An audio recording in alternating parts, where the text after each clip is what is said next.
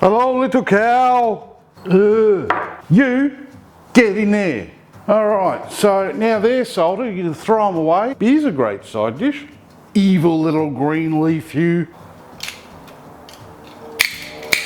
Get it off the heat before we ruin it. Woohoo! Oh, come on.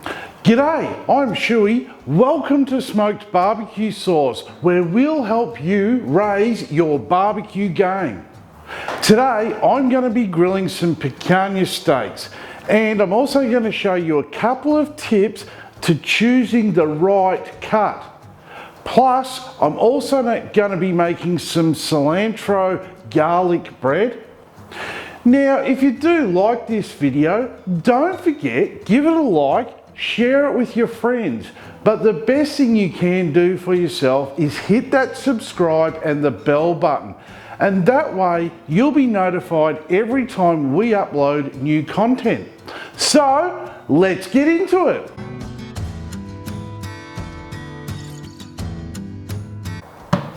That's right, today I'm going to be grilling picanha steaks. Now, picanha is the rump cat, and there are many different ways of cooking it. But today, I'm going to be slicing it into steaks and cooking them individually. Now, there are a few tips when choosing your picanha. Now, the smaller, the better. When selecting your picanha or your rump cat, you want to choose one that is no heavier than 2.5 pounds. Any bigger than that, and you are more than likely buying some silver side, and they just cook differently. Also, try and find a piece that has a nice even fat cap over the top of it. So, let's get into it. We do need to remove any of the silver skin and any of the underside fat. That's about as much as I want to take off it. Alright, so we are going to cut this cat into 1-inch thick steaks, and we're going to go with the grain. The reason being is that's how the Brazilians have been doing it for years, and who am I to argue with the experts? And we're going to leave that fat cap facing down. It's just easier to cut through. So I can actually see the grains running that way. So that is how I'm actually going to cut my steaks, about 1 inch.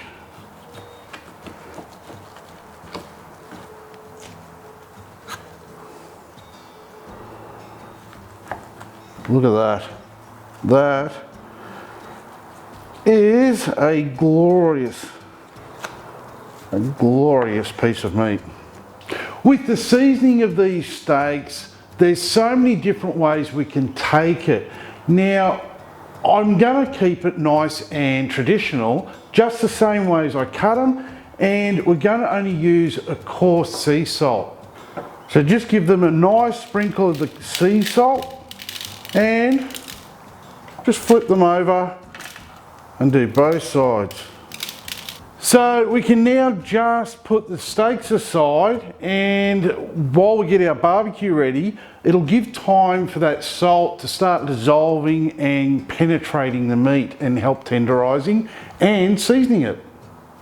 So today I'm going to be setting up a 22-inch Weber kettle for dual zone cooking. That meaning a cooler zone for the first part of our cook, and then a hot zone for searing our steaks. And this is the reverse sear method. So to do this, I've lit half a chimney of briquettes, and I'm just going to put them onto one side of the charcoal grate into a basket. And I'm also going to use some pear wood. That pear wood is just going to give a nice subtle smoky flavour. It's not going to overpower our beef. So grill on, lid on, all vents wide open, and we're just going to let that heat up for 10 minutes. Okay, on to the traditional cilantro garlic bread. Now, I know a lot of people out there, because it's a gene in your body and they can't handle or they just don't like cilantro. It can taste a bit like soap to them. Just substitute it for basil for this recipe, okay? So into a food processor or blender, we're going to put in some mayo, some butter, there we go.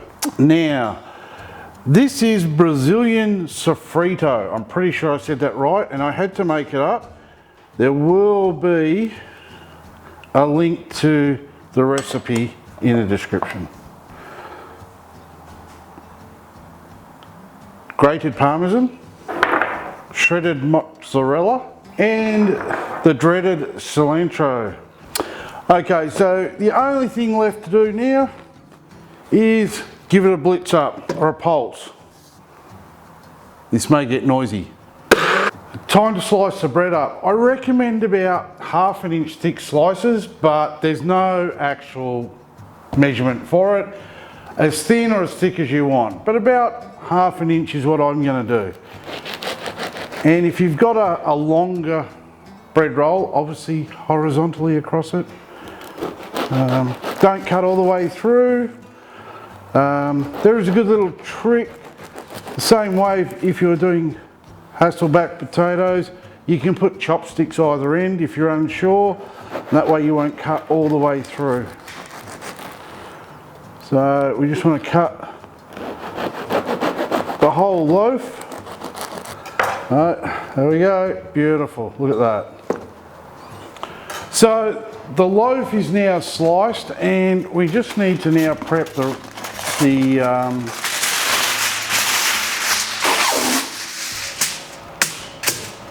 cheese, garlic cheese into it.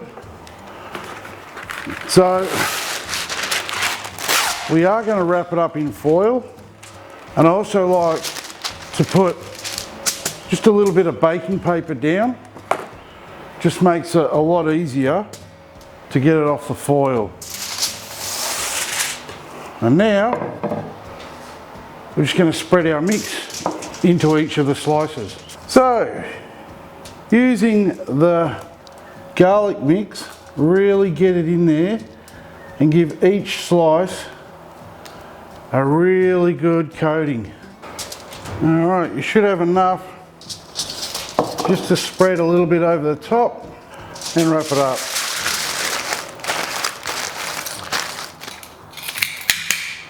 All right, the Weber's warmed up and it is time to get our steaks on. So place the steaks on the grill on the opposite side of the lit fuel, because we want to cook these indirectly for the first part of the cook and slowly bring up that temperature.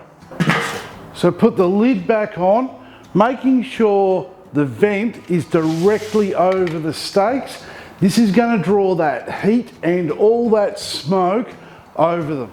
We don't want these steaks having their internal temp climbing over what we need for this cook. So I'm going to keep a constant item with an instant read thermometer. Okay, so once these steaks have reached 80 degrees Fahrenheit internally, I like to flip them just to get an even cook. Put the lid back on. Once our steaks have hit that target temp of 115 degrees, we want to get them off and rest them.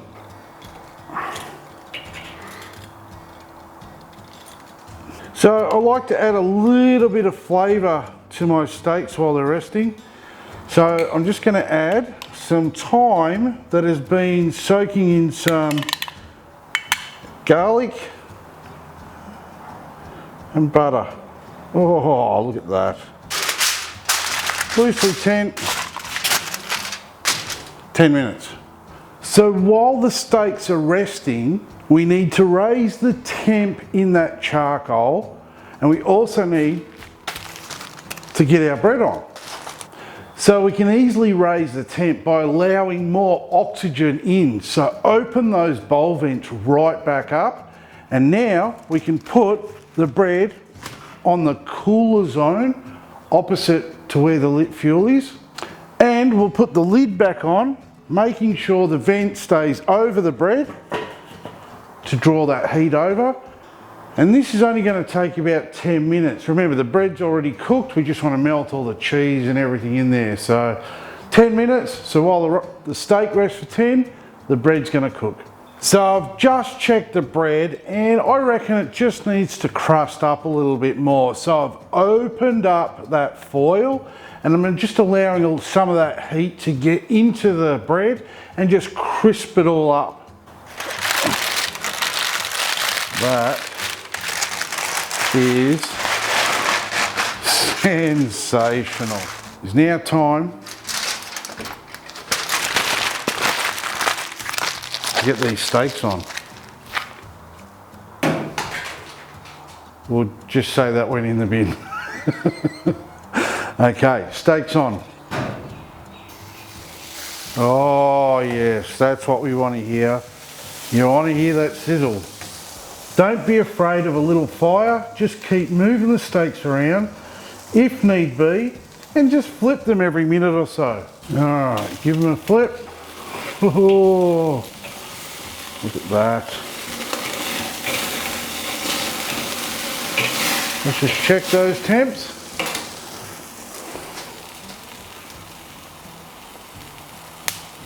Oh, a little bit longer. Look at that. These steaks have already been rested, so we don't have to wait around. We can dig straight in and eat them. What I actually love about this cut of beef, it is such a similar flavour to ribeye. Anyway, less talking. Now time to slice it up. Now traditionally the Brazilians eat the fat cat. So, as they say, when in Rome, oh, that is gorgeous. The smell coming off this is incredible. That is super tender. Look at, oh.